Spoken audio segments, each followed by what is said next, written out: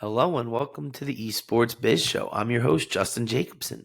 This week we'll be discussing content creator talent representation. Just as a disclaimer, nothing here is intended as legal advice, as all of the information is for educational purposes only. This week's guest is Alex. Alex is a senior talent agent at DULCEDO Management as well as a licensed attorney. He works with content creators and other gaming personalities and influencers. Thanks for being here. Thanks for having me, Justin. I'm super excited. Amazing. So to start, tell us a little about your past gaming experience. What was the first game you played? Yeah, so I got into gaming. I think I was around like 7 or 8 at the time, maybe even 6. But my parents got me a PS2. That was my first console. Never played the PS1. And my first game was Jack and Daxter and Frogger, and I think it was Madden 2001. And that was the best way for me to kind of hang out with my dad. My stepdad was to play video games. It was one of my favorite ways to bond with them. And then anytime I had friends over, that was our favorite thing to do was go outside, play some football, baseball, basketball, whatever it is, and then come inside, relax with some nice food from my parents, and play some video games. Nice. So Madden 2001, that was the Marshall Faulk one, right? Yeah, I Or think so. I think Marshall Falk was so that 2003, was Eddie maybe. George. Yeah. It might have been Okay. Eddie George. Okay. Yeah, Okay. I was close, right? It's like the Miracle on yeah, Turf and then the Eddie George yeah, one that, continued the Madden curse. yeah. Um Exactly. um so how'd you kind of first get involved in the creator and the gaming business? Yeah, so it's kind of a long-winded answer. I'll try and condense it as much as possible. So growing up, I always wanted to be a sports agent. You watch the Jerry Maguire movie, Show Me the Money, and that's what everybody wanted to do. Did you ever see that movie, by the way? Yeah, and our list, did you ever see that Yeah, on HBO? yeah. Yes. So Yes. exactly. So you see these, films and shows, and it gets people kind of excited to be a sports agent. And about my senior year of college, I knew I always wanted to go to law school to be that sports agent, and I did an internship at the sports agency, help kind of scout some NFL talents. And I realized very quickly, once I started hearing more and more stories in the space about just bigger agencies coming in, swooping the smaller talents from the smaller agencies that were trying to do right by these talents, I realized it wasn't a space I wanted to go into a ton. And the more I was in sports, the more I kind of became numb to sports in general. I realized I'd rather be relaxing, watching sports on Sundays, than actually be involved with the stuff that's going on. I'm sure you probably feel the same way about a lot of stuff too. Like, when you're involved in it so much, it's less of a hobby and just more of a job. Yes, definitely see that. I've definitely dealt with some sports agents and dabble in that world. And yeah, it's a grind. It's super intense. And unless you have like a serious bankroll, it's really hard to, recruit, scout, train the players, get them developed and keep them on. And, once a player gets really good, you have a big agency coming to scoop them up. And, it's really, hard to compete when they're like, oh, well, we represent Eli and Payton and Drew Brees and all these other $100 million men, and it it's Yeah, definitely an uphill battle as the newcomer trying to develop your own book of business. exactly. So I ended up getting accepted into Villanova Law over here in the Northeast, and it was my second year of law school. I believe the COVID year was when everything started happening, and another creator of mine, he wanted to go to law school as well. And he wasn't a creator at the time, but I had a mutual fraternity brother that went from Tampa to Oklahoma, and it was at the time their fraternity president. His name was Hunter. And we had like a 2.5 hour call while he was in Vegas one time, and just talking about law school, if it's the right path for him, or going for his dream, which is to be a content creator. At the time, there was no TikTok. It was just Twitch and Instagram and YouTube. It was like the main forms of social media for these creators. So he didn't go to law school. He scored super on his LSATs, and he could have had his pick pretty much of law schools, but he has a supply chain management degree at Oklahoma. Could have worked at all these different companies, but he forewent all that and decided to be a content creator. Well, he started off averaging like 5 viewers on Twitch. He was playing Vigor was the game, and not a ton of people watch it, but he slowly grew and grew to like 20 viewers. I remember I called him when we hit 20 average viewers, 20 CCC. I was like, we made it. Like, we're gonna go big. Like, this is what's gonna happen. Like, now we're gonna blow up to like 50 viewers, and it's all over. And that obviously didn't happen. But so once everything got shut down, he ended up moving down to PA from Oklahoma, drove all the way up, took a chance with me and my family. So he lived with us for a year. He worked at my dad's restaurant with me for a little bit so we could, save money up and then invest into his stream and stuff like that. And eventually he started growing super big on Twitch. And then TikTok came about. and we just started posting on there, saying kind of what stuck. And he grew super quickly with that. Gabe went up to like 1 million followers on TikTok, and then doing a good job with him. He recommended me to other creators. So because of that, like I was able to work with a ton of creators, and I started applying to jobs after law school.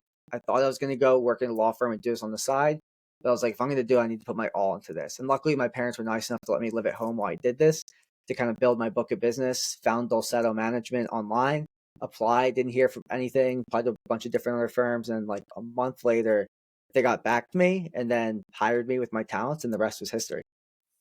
Amazing. So it's one of those things where you're kind of going down this other path, and COVID kind of disrupted that a bit. And so are you happy that you kind of went the content creator route instead of being, an attorney in a different, path? Yeah, 100%. I did a clerkship for a few different firms, and I just was never super happy. It was fine. Like I wouldn't say I was miserable, but I was staring at the clock every day around 2 or 3 o'clock and just praying the day would go faster, just hoping for it to end. And I was like, I never want to be the person that lives for the weekends. That on Sunday at like 4 or 5 o'clock, they're like, oh God, like I have to start The work Sunday on Monday. scaries, Yep. right? I did, and since I've started, I've never had any Sunday scaries, which is the coolest feeling ever. Like I'll usually fire my laptop 7, 8 o'clock, get ready for the week, start preparing stuff, start doing my scheduled send emails. Have a tea, wind down at night, and it's like preparing for the week instead of being like, oh, like the week has to start. Right. That's an amazing feeling. So tell us a little about your role as, a senior talent manager, talent agent, and tell us a hmm little bit about the agency. Yeah, 100%. So I'm right now a senior talent agent and a team manager. So essentially, what I do is I have my own talents, but then under me, I have a group of 4 agents as well. And that was like essentially the next step for me. I started off as a senior agent, and then this was the next evolution because I think one of the biggest flaws of my job is I can't help everybody. So what's the next best thing? It's to train agents to kind of work like me so they can keep helping creators. So while I don't have like my thumb, directly on the pulse of all creators, I have it with the agents, so I know they're doing a good job for their creators and their talents and making sure everything's going smoothly. But the agency itself, it's based out of Montreal and Toronto. There's a modeling division, there's an influencer division, there's a sports entertainment division. Some of the notable athletes we have are Sarah Nurse, Dustin Poirier. We also have Juana, who is one of the actors on Euphoria as well. So we have a bunch of different people kind of all over the space. Kevin Cooney, Theo Vaughn, different influencers and creators that are kind of fun that everybody can kind of see. But it's more so one of my biggest things that I love about DULCEDO is there's not a ton of micromanaging. They really trust the agents to do what they're supposed to do and to pick the talents that they work really well with. We're not volume shooters. Every agent's only allowed 10 to 15 talents per agent. So it's not like you can just go and, you know, get all these different brand deals for all these different people at all times. It's like, no, you're trying to pick what's right with your talent. You're trying to find long-term partnerships. You're developing that relationship. We're not like some of those bigger agencies that have 100 talents and it's very just, deal based. It's more, personal based. I talk to a lot of my talents probably once a week, if not bi-weekly. There's some I talk to every other day. So it's very relationships heavy on our side of the company. Amazing. So what are some of the services that you provide some of the talent? Yeah, so we actually have our own in-house social media consultant, which is awesome. We don't really, and while the agents also get trained by her, we don't.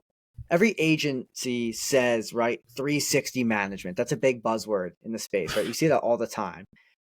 We do everything. In reality, they don't, but we really try and show them that we're able, like, to grow their socials. We've done it with a lot of talents. But I think what's really interesting about the social media growth is a lot of our talents actually have their like finger on the pulse really well on what they're supposed to be doing. For example, one of my talents, Haylight and Shady, they're both super analytical, where they can look at a video and they know the exact reason every time why it's not doing well, how to improve it for the next one. So we give them these services, but a lot of times there's just so many people that are so on top of it that we work with that they don't even need it. A lot of times, it's more so being a friend for them, being a manager, finding them brand deals, bouncing ideas off of us. There's been times when our talents have been too busy and we've literally written out scripts for them for brand deals. And then something that's unique about our agencies that not a ton of agencies have is we have our own account managers for these brand deals so that the agents can continuously go out and find brand deals for talent. So we're not just relying on inbox management all the time. So what that means is, so my account manager is Herman, for example. He's awesome. We just brought him on a little while ago, but I'll sign off on a deal.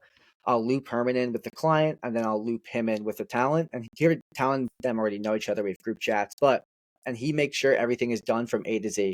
Deliverables are met. Everything is on time. The analytics, the wrap-up report, anything they missed, he goes and fixes so that they're not chasing down the talent. And I'm not focused on these campaigns because they can build up, especially with like a long-term partnership where you have to do X amount of deliverables every month for a year. It's better for the agent to be focusing on new deals while the account manager manages that relationship with the client in terms of getting the deal actually done as well. So that's one of the unique things that we have too, is our own account manager for every agent for the talents to make sure everything gets done. I mean, that's really, I think that's kind of like half the battle. It's like negotiating a deal is one thing, but then executing and then getting paid on it. Like, just because you did a deal and deliverable, like, yeah, right, getting paid, that's like a whole nother battle, right? Oh, yeah. The payment is, I'd say, probably one of the biggest flaws in the content creation influencer gaming space. Because obviously, how vendor services usually work in the real world is net 30. But a lot of times you have these companies. Apple's one of the best examples for it. They're a year behind on all their payments because they can be. And like, what are you going to do? Stop working with us?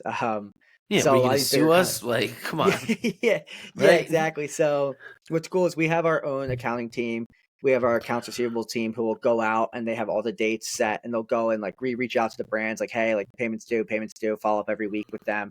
And there's some people that take forever to pay, but it's just a constant following up. The talents don't have to worry about because they don't have time. Like, it's great content. They don't have time if they have like 6 brand deals that haven't been paid to like worry about trying to hound them and get them. Like, that's our job to get that for them and to make sure that gets done.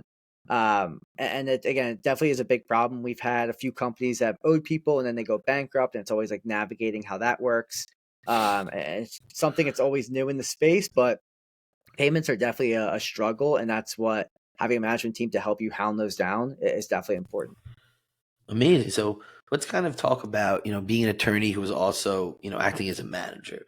Are there any certain learnings that you're able to kind of bring your talent? Do you see any kind of differences between, agents and managers who maybe, aren't licensed attorneys? Yeah, it's funny. I actually, you would think that when you work with another attorney, attorneys have this bad connotation that, that they're, am I allowed to curse on this podcast? I mean, yeah, you can, They're those, yeah, they're the A word. I won't say the actual yeah. thing, but that's They're that's schmucks. usually, We can throw that one yeah. out. Okay, yeah, they're schmucks is what people would say about attorneys. So, but it's funny because I feel like when you deal with attorneys in this space, for a lot of the part, they're actually really smart and outgoing people that want to help as well, because they're people that came into the space because they want to help. And again, that's not everybody, but it's people like you, and there's other people in the space that are like that, and you can tell that they have just kind of that it factor with them. Because when you deal with a lot of agents sometimes who aren't attorneys, and again, this isn't everybody, this is just, it's not a blanket statement, but sometimes they try a little bit too hard to prove that they're an agent when they see you're an attorney, and they're just like hard for no reason, or they're redlining stuff for no reason. And it's just, they're asking for certain clauses to be taken out or put in that really don't make any sense and just delay stuff to almost like one up you, or an ego thing. When a lot of times there are attorneys who like, yeah, like we see this clause, like we'll take it out, like we'll do this. And, they might be more flexible. They might understand where you're coming from, or like we were talking about earlier, you might appreciate a really well written agreement where you're like, that is, a nice clause, or it's well written, it makes a lot of sense. Take it out, but it's not well written. But yeah, I think that, but also the idea of the critical thinking that comes with it. Because with contracts, if you see enough, whether you're an attorney or not, eventually you'll start to understand what clauses to look for, what to see. But I think law school doesn't really, like, it helped me with contracts, but it doesn't teach you to be an attorney. It teaches you to think like an attorney. And that's the big thing. It teaches you to think outside the box, to critically think. Like, a lot of times there's issues you have with brand deals, and it's, how can we audible and make this work, instead of just being like, okay, like I guess we'll try somebody else, we'll try something else. It's like, no, let's get creative on this. Let's figure out how we can still work together, or some kind of middle ground or something. And I think that comes from a legal background of critically thinking, understanding it, because in law school, there's no yes or no answer. Every answer is, well, maybe. Maybe, There's, right? yeah, that's what they always tell you. You get it, Getting to maybe, right? That's the book you're getting to supposed to maybe. Yep. read. Yep, exactly. So it's funny because you do all that, and you're given a set of facts, and you read one of the judge's reasoning from like an old case, and like, oh, that makes a lot of sense. I'm glad they ruled that way. But then the next case is that getting overturned. And you're like, wait, what? And then you're reading like, okay, well, that makes sense too on why they Exactly. overturned it. And it's the same idea. It's just applying that critical thinking, understanding both sides, and using, I think law school teaches you to use, like, they always talk about taking pieces of the pie or like kind of creating more pieces of the pie, the integrative negotiation solutions that kind of come with it. I think law school is a really good example of how that helps. Right. I think that's a really great point of, getting a little bit more creative, right? It's like we can get creative on the structure. We can build in incentives. We can build in, clawbacks and like we can build in all of these mechanisms based on performance, right? We don't just Mhm. have to be like, it costs X to do this. And that I think is where someone who's, understands negotiation and kind of like you said, comes from this more critical thinking of like, okay, maybe they want to only spend this, but what do we do to maybe get more where they also don't necessarily feel like they're overpaying, right? It's like we don't, and that's where the understanding both sides, where it's like you understand that they want to get value for what they're doing, right? They don't want to feel ripped off, and no one wants to feel ripped off. So if Yeah. you can be like, oh well, we can do your budget, but if we kill it and hit it out of the park, we want bonus whatever. That's probably reasonable, and it's going to be hard for them to argue because if it happens, great, they did well and the money is made, and if it doesn't, it doesn't matter. Yeah, and that's a great point, Justin. It's exactly kind of how I look at it too. It's if we have these higher rates, I understand that there's more risks associated with them sometimes. And sometimes if it's just gonna be paid media, like the rate might be the rate just because of how brand heavy it is. But there's so many things that go into brand deals. Like, is there creative control? Is it just an ad read? Like, what do they want from them? Are they using them for their editing ability? So all that stuff goes into it. So like you said, we've had deals where we'll have a higher rate and they're like, well, we really can't do that rate because we need to hit a certain KPI. I was like, well, that's fine. I'm glad you told me that. Like, I'm not here to hide the ball. I understand you have a job to do. I have a job to do. And I'm never the agent that'll just pitch the highest rate possible and make sure, like, yeah, we like crushed on this brand deal because it's a relationship space and they're going to be like, well, that was an overpay. We didn't hit our KPIs. So when they tell me their KPIs, I'm like, look, just give me like a budget you have. I'm not going to ask the maximum budget. I can fit creators that'll work that mold or this creator, but we'll do the performance based stuff. Say it's like a 4K base, but then if they hit above, if you're looking for a $10 CPM, they hit 500K to $1,000 every time after that. And if you have a hard cap, and we'll cap it like 1, 2, 3 million views with those performance bonuses. But then, like there's no risk associated with it because you're getting your KPIs no matter what, and the talent's getting paid for hitting those marks for you. And it incentivizes everyone, right? The talent goes a little bit extra because they know that it's going to benefit them, as opposed to, okay, you're giving me, $5,000 to show this new ad. Da-da-da-da-da. Okay, it's in the YouTube video. Here it is. Have a nice day. Like, it's a different thing when you have this added incentive. And obviously, we know that adding a little bit more money makes it a little bit easier. Yeah, no, 100%. It's funny because we always are open to that, but then there's sometimes our brands want, instead of that, they'll say like, oh, no base, but let's just do all CPM. And it's like we have to pay them for their time, for their editing, all the stuff that goes into it, their name and likeness. So like we have to have some sort of base. And the same thing with like YouTube videos. Like we want view guarantees in 30 days. So well, sometimes YouTube videos are slower burn. Like we've had talent been stuck at like 50,000 views, and then 2, 3 months from now, it's at like 600,000 views. It's like we never like making guarantees, but we always tell them if you pay a certain rate, if you come to our rate and we don't perform, I always tell my talents like let's post on another social, let's maybe do like a make good post, like let's mend the relationship versus like them demanding it out the gate. I think is very different versus us showing good faith and being like, look, just trust us. Like we know if we're not going to hit the goal of the campaign or we're not even close, we'll make it up to you. Like I have that relationship with my talents where they're like, okay, like I can see the long term benefit of this, and they're willing to do it. Right. And so I guess that kind of like comes to, being an attorney. Tell us a little about some of these fiduciary duties that, maybe come to your client that might not exist with, managers and, agents that aren't attorneys and maybe aren't subject to these things. Yeah, what it's actually funny is in the entertainment space, it's whether you're an attorney or not, like you're gonna owe fiduciary duty to your talent. It's something I did a little research on myself too when I first got into it, and you always will owe, that higher Because standard of the to agent principal relationship, right? exactly that. So like it's while being an attorney, right? There's always that standard in this space. Like you still have that standard too, right? So like it's you have to be on top of things. Always act in the best interest of your talent. So it's not anything that being an attorney is special. with, because if you're an agent, you have to do it anyway. Right. And I think that, kind of where I was leaning was like, as an attorney, you're held to kind of this higher ethical obligation, right? Like, there's still a state bar that you're admitted to. There's still the ABA ethics that, most states have adopted, where, maybe something might not be illegal or break the law, but it might be considered unethical and you might violate your duties as an attorney that are potentially supersede and I know to me are a lot more important than anything else, right? Like I'm not going to jeopardize my license in the work I do. And I feel like most attorneys feel that way. Yeah, no, 100%. And I just think, regardless, when you're an attorney, and this goes back to what I was saying earlier about like agents trying to prove their agents, attorneys are always just trying to make sure that they're doing the right thing a lot of times, like for their talents and just working with good people. Um, and a lot of agents, they might go different paths or methods, and they're not like actually bringing deals to their talents or telling them about the deals they're bringing, or they're just hiding stuff from them. Versus attorneys, I would hope wouldn't do stuff like that. Like they're always, letting them know like, hey, this is here, you should look out for this. And agents are just, when they're volume shooters again, they're just looking at the bottom line a lot of the times. They don't have that close relationship with their talent. They're just out there to make, the most bang for their buck. So I think attorneys definitely have more of that ethical standard behind them for sure. Right. And I think that's important. I think it sometimes gets overlooked that, in this talent driven world, you need to hold your representation accountable, right? Like Hmm. if they're holding themselves out and they're, manning your mailbox and, being your point of contact. I've heard of stories of brands shooting, deals to people and never being brought to their talent. The agents, just passing on the deal without ever presenting to them. Like, as an attorney, you don't really have that right. Like, it's not your deal to decide. You Yeah. may like I was when I was doing this stuff. It's like if the fee isn't going to be right, like I'm just not going to be involved in execution negotiation of it.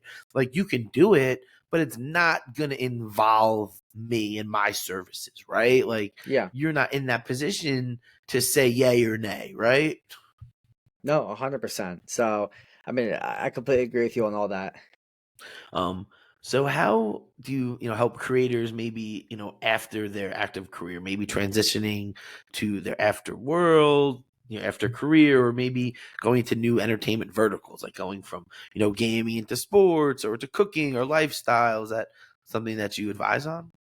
Yeah, no, 100%. It's funny because I think in this space, the burnout rate is so high, whether you're a pro gamer, whether you're a content creator, especially in gaming, more so, I think, than any other vertical. It's like when you have to play, like your audience is so driven a lot of times by the game you're playing. If you're a Warzone creator, and you go outside Warzone, a lot of times your audience isn't going to come with you. Like you might think they like you for you, and they do, but they also like watching that game, right? It's like if I'm watching football and an athlete I like goes and plays baseball. I'll probably watch them a little bit play baseball, but I'm still going to be focused on football and seeing the actual sport itself versus going to watch them in another sport. It's just not that interesting for me. And it's the same kind of concept with gaming. People think, oh, if I stay in gaming, then like it's the same thing. It's like no, people will watch you for a specific game that they themselves play and they enjoy. So the burnout rate's super high. I've had a ton of talents have switched games because they can't take it anymore and they just want to play something different. Sometimes it works, sometimes it's different. But we're always trying to help build something for them after, build their brand, just kind of grow them as an individual in general, whether it's like simple things like merch drops, just ideas that kind of get outside the normal zone of, and we don't take a cut of like the merch drops or anything, but we help them out, kind of set their platforms up. And a lot of creators have success with it. But it's funny, we actually have one creator that's an agent now for us. Like I think that's a natural progression in the content creation world, is maybe becoming an agent. So my one talent, his name was Bush. He was super small, did really good UGC work. We had a few brand deals, and he's working at a real estate company before, part time as a content, or he's full time there, part time as content creator. But he always loved this space, and I was like, well, if you're not gonna do content anymore, you should really become an agent. Like I think you would crush it as an agent. He's so personable. He has knowledge in the space. He's seen how brand deals work. He's seen how an agent relationship works. So he came over here as an agent, and he's been crushing it ever since. So that's something where I've had other talents asking about that, because I haven't had any talents that have gone through the career cycle yet, because I'm still relatively new in the space. But we have a lot of people who were talents that are now agents for our company in general. And I think that's a great step for them, because again, you can't be You can, but it's very hard to be a content creator for 10, 20 years. You even see some of the bigger creators step away, take a break. Tifu's one of them. And just people, they'll sell their YouTube, and it's just like a lot for them because it's so much work. And while it's really fun to be in, I think it's one of the most mentally and emotionally taxing jobs you could ever do is be a content creator or gamer. Because you could be the nicest person in the world and people are going to hate you. They're going to comment on your little And insecurities. then if you're a And it's female gamer, oh my god, it's just 10 forget times it. worse. Yeah, if you're a female gamer, it is horrible. We have one of ours is Steffi Evans. That's who Justin represents, and she's incredible. But she always does the bits on toxic masculinity, all that stuff that goes on. And she started a nonprofit as well, on Mute, and she's been crushing it over there too. And she's just helping kind of shed the light on that because it is really, really, really tough if you're a female in the space who is trying to break out, because it's a very male dominated space. So anytime you have, and she has a predominant female audience, which is super rare too, as a female content creator. So yeah, it's so taxing, and trying to find the life after it is something that I work really hard with my talents to gear up for. Tell them about like, hey, maybe if I find a financial advisor, it's not our job, we don't do that, but look into that. Find ways to save your money. Don't just spend your money because it's Get an like an NFL accountant, athlete. right? Yeah, exactly. Yeah, there's some awesome accounts in the space I always recommend. Like there's so many people that want to help, and it's such a new space that you have to have people that are knowledgeable. Like don't just get any old accountant. Like you have to have somebody that's knowledgeable of gaming and content creation, how the taxes work. Because I have accountants, and they're a little bit older and they might not fully understand it. They're like family accountants. So when I tell them these things, they just have no idea what's going on. So it's like one of those things where you got to find people that you trust, and that's the most important thing is people you trust. I think it's a space where you really need to have a feel for the people you're working with.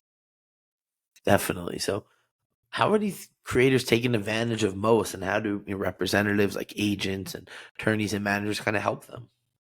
Yeah, no, it's a great question. I think I mean, there's so many different ways. And it's ways they might not even realize it, especially like when they're quote unquote partnering with brands.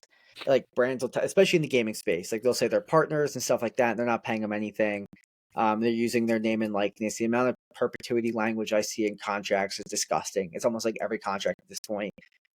Stuff where they can essentially, like, even if you're done with a brand, they'll keep you up on the website. They'll keep paying to promote your post. And most creators think this is cool because they're like, oh, like this brand's gonna keep like showcasing me, like that's cool to be associated with them. But if a company like Secret Labs is promoting you as their ambassador and you're not getting paid anything, but in the contract they can keep doing that, and then Herman Miller wants to work with you, and Herman Miller's like, well, why are you in a Secret Labs ad? Like that's a problem now, and there's nothing you can really do because you agreed to this contract where they can keep doing that, and now people are confused. They're like, wait, are you with this brand? Are you not with this brand? And there's other things I've seen in contracts like for it's like if you say something there's a non-disparagement clause where it's like if you say something negative about a brand, it'll be minus. So we try to get like a CPM, like we try to tell this brand the value of impressions. Like no, we don't really value impressions, only conversions. Yet they had a clause in their contract that said for every 1,000 views on a negative video on us, that's $4 you owe us.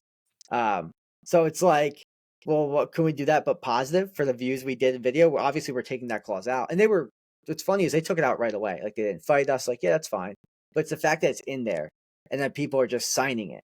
Again, they weren't like going to keep it in there. They weren't fighting. No, we have to have it. They're like, okay, yeah. So I think what happens is a lot of brands just try and throw stuff in there in their contracts, assuming people won't read it, and then people sign off. And I think it's where creators, they'll send like, sometimes I see 20, 30-page contracts with a lot of nothing, but the idea of a contract being that long for a $500 deal or an $1,000 deal, the creator's like, oh, it's not that big of a deal, it's a little money, I don't want to read all this, I don't want to pay for an attorney for this, so I'm just going to sign it.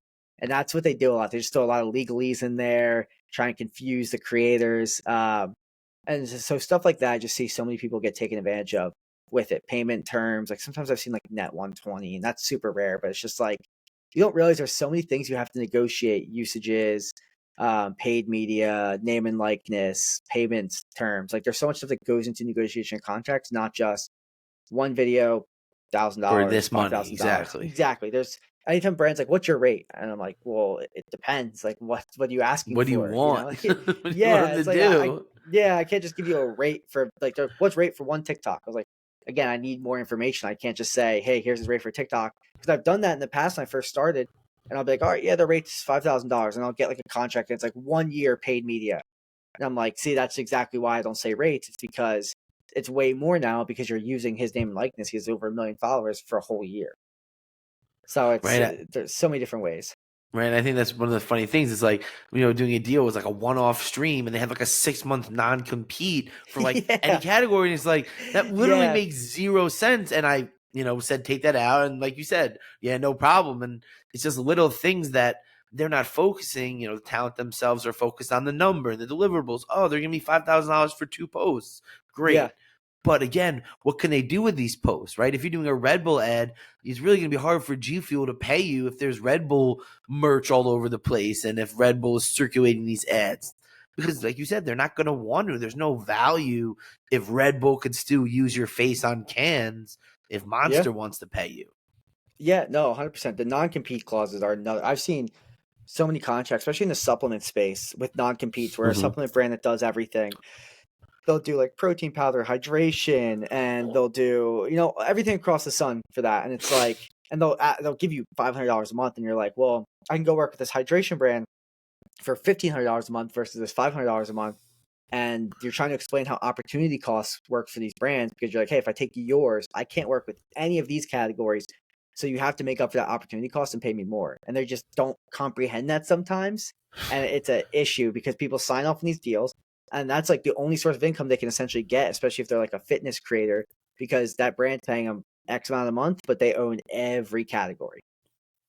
Right. It was like talking to someone. It was like, oh, well, water is different than like, whatever you say, protein shake, energy. It was like, no, they put it Yeah. in hydration. I'm like, soft drink, a soda is different than water, which is different than liquor, which is different, now an alcoholic versus alcoholic. Like, as you expand the categories, as you narrow it down, it has huge implications. Yeah. 100%. So what advice do you have for creators that are looking for, managers and representation? How do you kind of vet it? What, when should they go about looking for them? Yeah. 100%.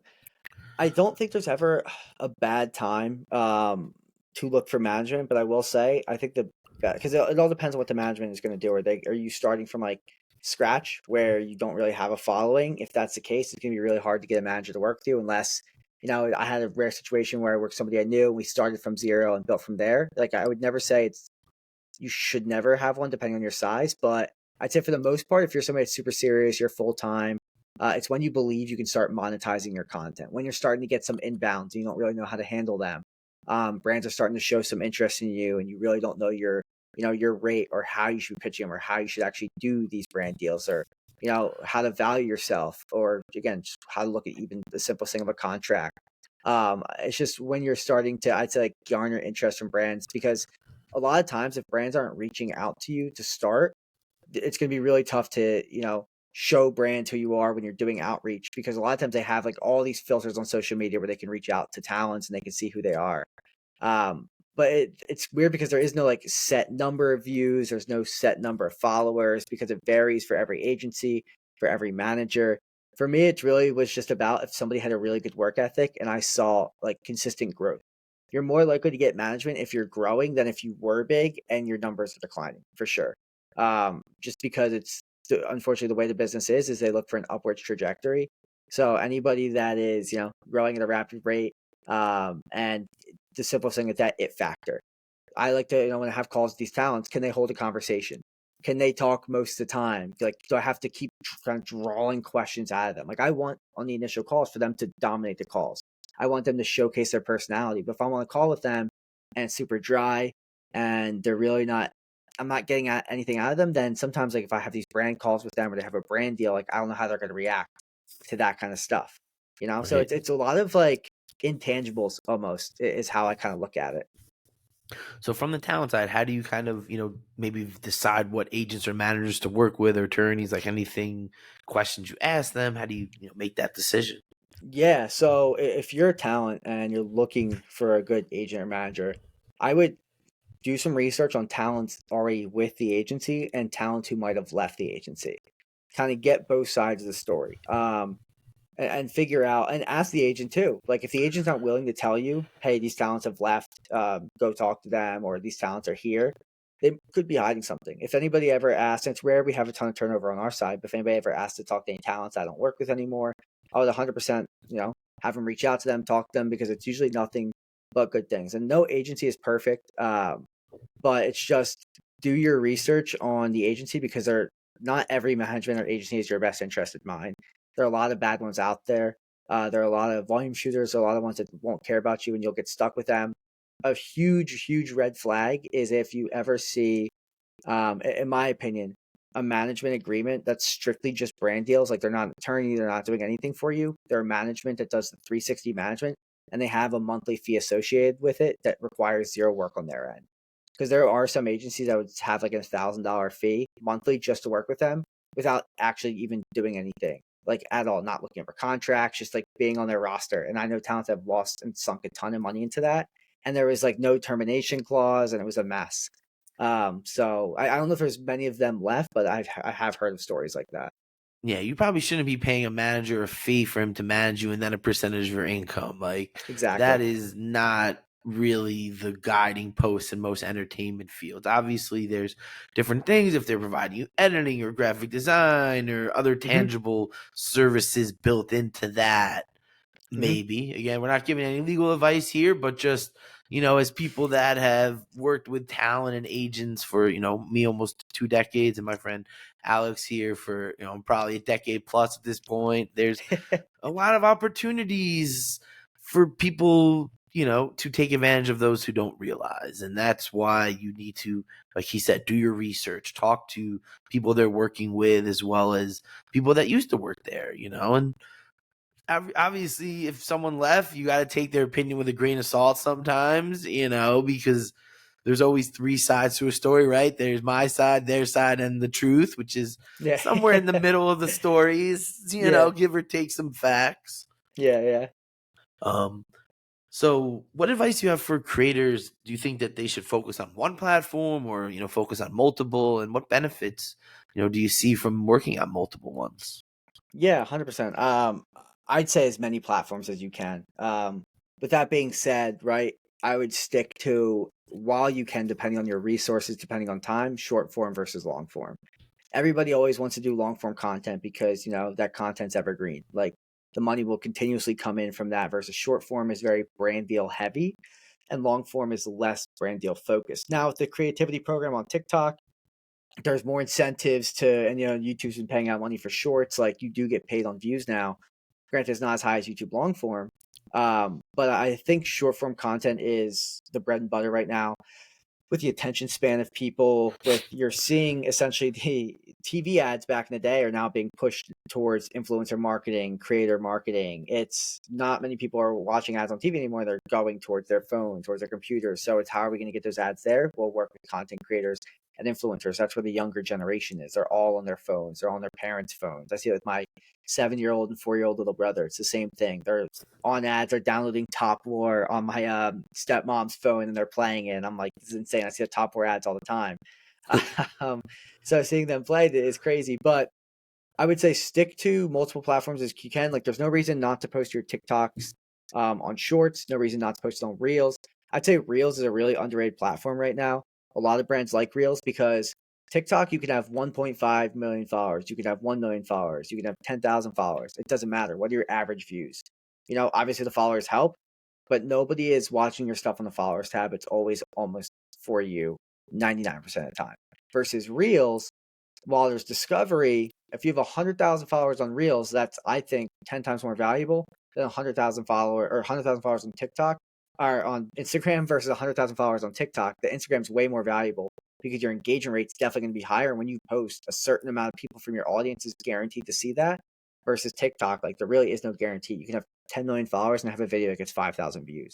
Where Reels, if you're continuously growing, that won't happen. And I think that's really important, that everyone out there, it's that you have to diversify, having platform in different places, connecting with different fans that engage. You got to be everywhere because you never know where people are going to be. And we never know what legislation and, other policy changes may happen to platforms, right? We've seen creators from, Fortnite Mobile have to shift, and PUBG Mobile in other countries. And, maybe we'll see what happens with, TikTok, and if that's Yeah. going to be a whole interesting dilemma that, I'm sure we could talk about for a while. But Yeah. um, so what advice do you have for anyone that's looking to try to, get involved in the, the content creator business as, more of a professional? Yeah. So when you say more professional, you mean like somebody wants to be an agent? Yeah, someone's maybe trying to be an agent or manager, someone that's looking at it from that side. Yeah, I would say the most basic step is to start consuming content. Because when it sounds, I hate social media in that sense of like I have to kind of consume the content, but I get it because what happens is if I'm consuming my creators' content and looking at other creators' content, I can see what people in the space are doing. I can see where the industry's trending, industry trends, finding creators to go get. Um, and I would say like reach out to people on LinkedIn, find people in the space that you want to do, connect with them, interact on their stuff, engage. I'm somebody where if you reach out to me on LinkedIn right away, for the most part, like I should answer right away, whether you're interacting with me or not. Other people, they probably get a ton of DMs, so it's best to naturally engage and don't ask them for a job or anything like that. Just pick their brains. When I started, I reached out to probably like 20 or 30 people, and I ended up going to like DreamHack Dallas. Stephanie Wallers was the person that started me off. She's I think with Night right now, Night Management. But she was a photographer at the time. This was 2019, and she's like, "Yeah, just go to events and network." So I just went to DreamHack. I met a bunch of people, networked, and I was like, "Okay, this is super cool." So just reach out to people, go to as many events as you can if you're in college, if you're in law school, and just network. But don't network with the sense of needing something from somebody because that's the worst way you can network. Network with just wanting to be hungry for knowledge and kind of seeing what people say and applying that.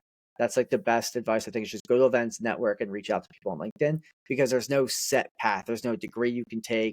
There's no like what was I gonna say major you can take that I think really prepares you for this. It's a very relationship heavy space. So kind of understanding how to do that and make yourself comfortable with being uncomfortable. Go to an event without knowing anybody. Just go walk up to people, talk to people, like learn how to do that because that will set you apart from somebody else.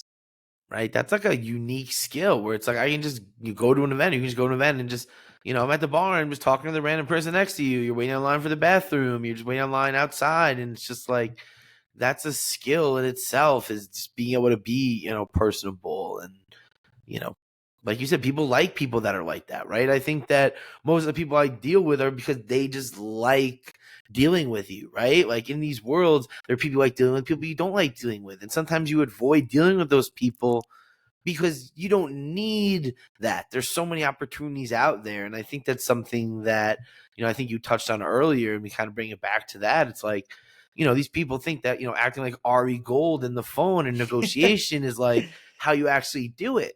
But let's be real, Ari Emanuel, who Ari Gold is based off of, is certainly not acting like that. And he's certainly not negotiating like that. Not I can't testify that that's not how he is, but ultimately most of the good negotiations are not, handled in that manner.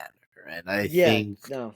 Hmm. again, if people don't like dealing with certain people, they're just probably going to try to avoid it. And, sometimes you burn enough bridges, you're on your own island. Yeah, it's funny. I actually had a brand deal I used to do with a talent on Instagram. I didn't manage him, but a brand I knew really liked him, so I worked on exclusively. And he eventually got management. And like a literally Instagram DM, I wrote the contract for him. It was super super creator friendly. I was like, look, like you can have an attorney look over this, but I promise you, like this is gonna be the easiest contract ever. You'll understand every clause. It's just gonna be a page and a half. Very very simple. It's just pretty much telling you to post this video. There's no usages, no anything. And worked really well for 4 months. And then he eventually got management from another company. And I kid you not, a thing that took span over like 1, 2 messages for me and him with his agent took 36 emails for the same quick, like couple grand deal. And I haven't worked with him since because this agent was such a headache to work with. And he wasn't an attorney, just constantly like redlining everything, changing all the stuff, wanting this. And like the brand got mad because we were delayed posting a month because of this like agent just taking a long time to Mhm. respond, just being difficult for no reason, being like, nope, can't do it. And it's like, I promise you, we already worked here. This is an easy deal. Right. I think that's a really unique point there. So, what's the future of talent representation in the creator space? Where do you think it goes from here?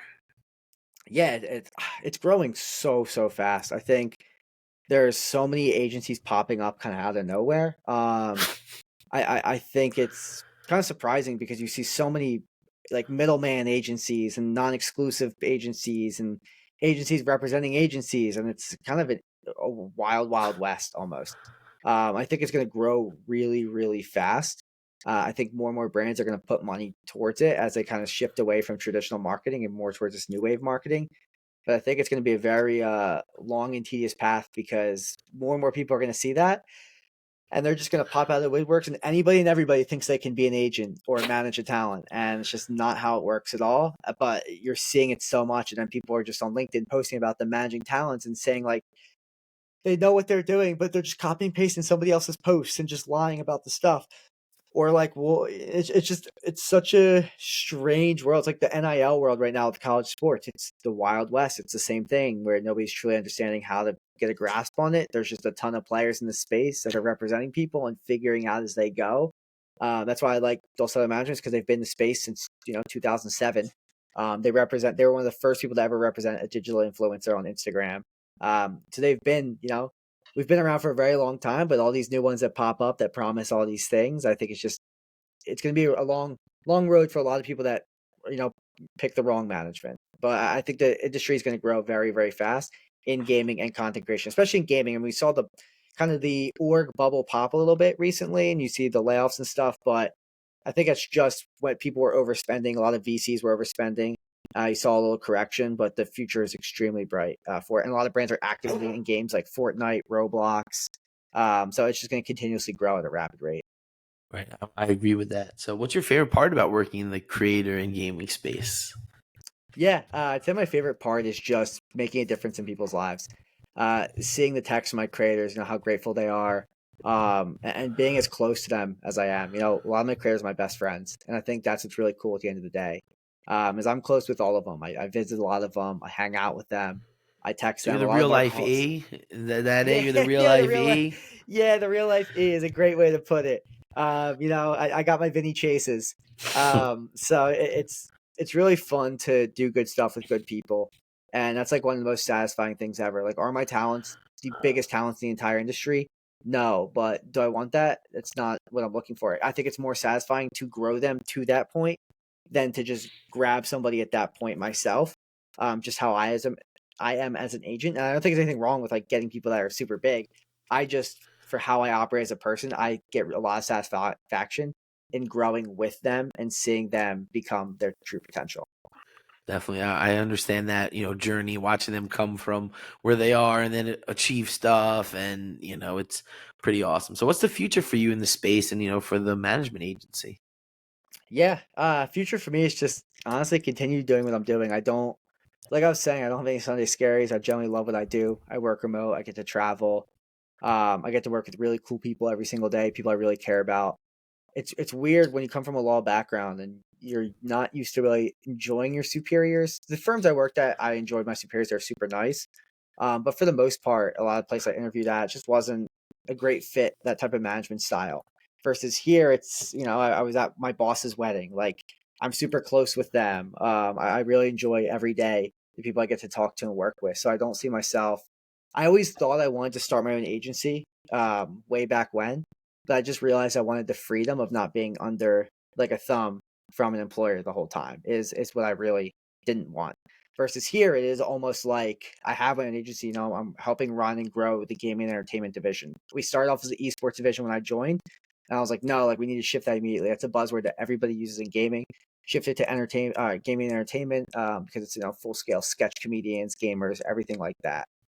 So it's just continuously evolve in my company and continuously get agents. We're always on the lookout for people that could be great fits, and build an awesome team in house to continuously represent content creators. Amazing. So I like to try to end each episode with my 3 questions. So what's your favorite game to watch? I would say Rocket League.